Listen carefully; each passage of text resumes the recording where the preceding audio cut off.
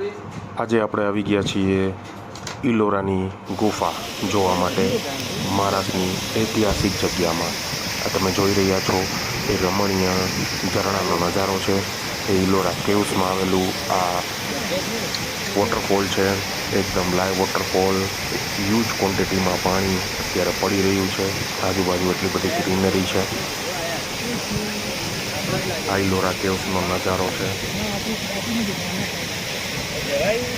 ઇલોરા કેવ્સમાં આજે આપણે અલગ અલગ કેવ્સ જોવાના છીએ. તમને બધી કેવ્સ બતાવીશું. આ જુઓ રમણીય નજારો.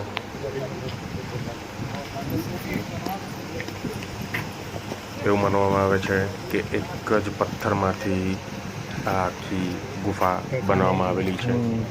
અહીંયા અલગ અલગ ઘણી બધી કેવ્સ છે, ઘણી બધી ગુફા છે. એ બધી એક જ પથ્થરમાંથી કોતરવામાં આવેલી છે. એકદમ ઐતિહાસિક પ્લેસ છે મહારાષ્ટ્રની અંદર. વન ઓફ ધ ઐતિહાસિક પ્લેસ એટલે કે ઇલોરા કેવ્સ. તમે મહારાષ્ટ્ર આવ્યા છો તો અચૂક ઇલોરા કેવ્સની મુલાકાત લેજો. એકદમ ઐતિહાસિક અને ભવ્ય પ્લેસ આ મહારાષ્ટ્રની અંદર આવેલું છે. અજંતા અને ઇલોરા બંને મહારાષ્ટ્રની અંદર છે. આ ઇલોરા કેવ્સ છે. આ તમે કોતરણી જુઓ, ઐતિહાસિક કોતરણી જે તમને ક્યાંય જ જોવા નહીં મળે એવી આ કોતરણી તમને ઇલોરા કેવ્સમાં મળશે. આ તમે જુઓ બધા પિલ્લરો અને એની સાઈડમાં બધી મૂર્તિઓની આખી કોતરણીઓ કરેલી છે.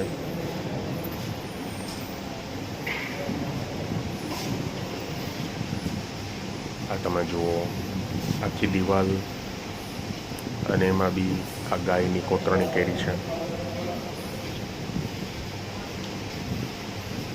એ જમાના પણ કેટલી ટેકનિક સાથે આ ગુફા બનાવી હશે, ખાલી આપણે એ અકલ્પનીય કહી શકાય એવી આ ગુફા છે. જરૂરથી આ ગુફાનો લાભ લેજો. મારો પર્સનલ રેકોમેન્ડ છે કે ઇલોરા કેવ્સ તમે ખાસ તમારા ફેમિલી પરિવાર સાથે એની મુલાકાત લેજો. ભવ્ય પ્લેસ છે. અહીંયા તમને બધી જ સુવિધા મળી જશે. અહીંયા ફૂડ ઝોન છે, અહીંયા રેસ્ટ એરિયા છે, અહીંયા ગાર્ડન છે, અહીંયા પાર્કિંગ છે, અહીંયા બીજી બધી ફેસિલિટી તમને મળી જશે. આ સિંહ જોવો, સિંહની આકૃતિ એટલી હ્યુજ છે. આ કોતરણી જોવો, એકદમ બારીક બારીક કોતરણી તમને આ ઇલોરા કેવ્સમાં જોવા મળશે.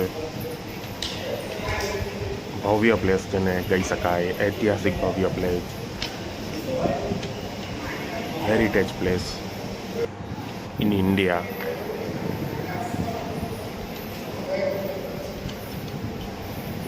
એક એક પિલ્લર, એક એક થાંભલામાં અલગ અલગ મૂર્તિઓ છે.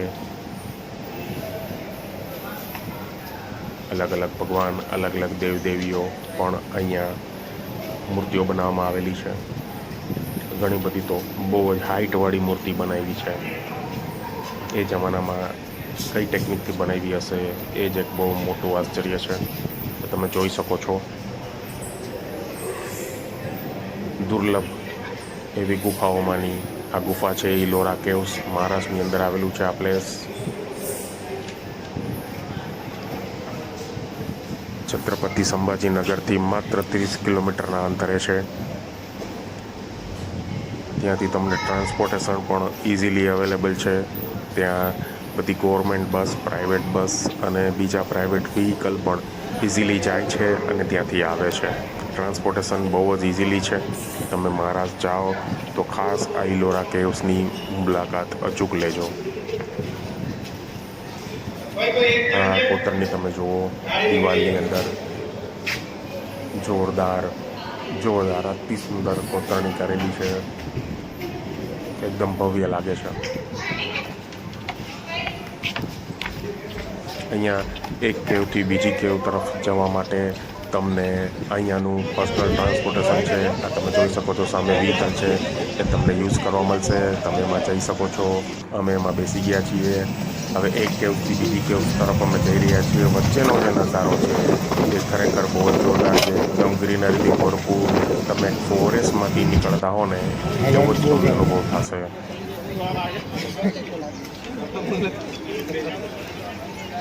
આ સામે વિષ્ણુ મંદિર છે. બહુ જ જોરદાર આ કેવ છે. એની આગળ ગાર્ડન છે. બહુ જ મસ્ત ગાર્ડન બનાવ્યું છે. આ તમે કુદરતી નજારો જોવો. હ્યુજ ક્વોન્ટિટીમાં પબ્લિક આવેલી છે આ ઇલોરા કેવ્સની મજા માણવા માટે. પરિવાર મિત્રો સાથે આ તમે જોઈ શકો છો. ગાર્ડન બી એકદમ મસ્ત બનાવ્યું છે. ભૂત ભૂત એનું એન્ટ્રન્સ છે. એન્ટ્રન્સની બહાર પણ ઘણી બધી કોતરણીઓ કરવામાં આવેલી છે. તમે જોઈ શકો છો. બહુ જ મસ્ત ભવ્ય ઐતિહાસિક. ફોરેનના લોકો પણ અહીંયા ઇલોરા કેવ્સની વિઝિટ કરતા હોય છે. અલગ અલગ મૂર્તિ, અલગ અલગ કોતરણી. તમે એક કોતરણી જોશો તો તમને એવું લાગશે કે આપણે અહીંયા જ ઉભા રહી. આ એક મંદિરની અંદર એક સ્તંભ છે. તમે જુઓ બહુ જ હ્યુજ બનાવ્યો છે. બહુ જ ઊંચો છે ભાઈ. એની સાઈડની કોતરણી. આ જો તો પહાડોમાંથી પણ નીચે પાણી આવી રહ્યું છે.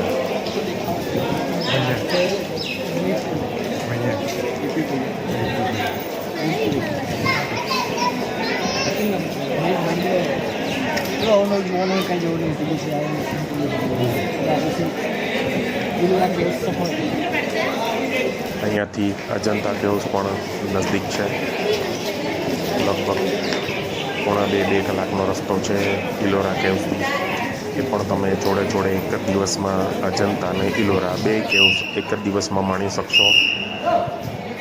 આ જુઓ તમે કોતરણી.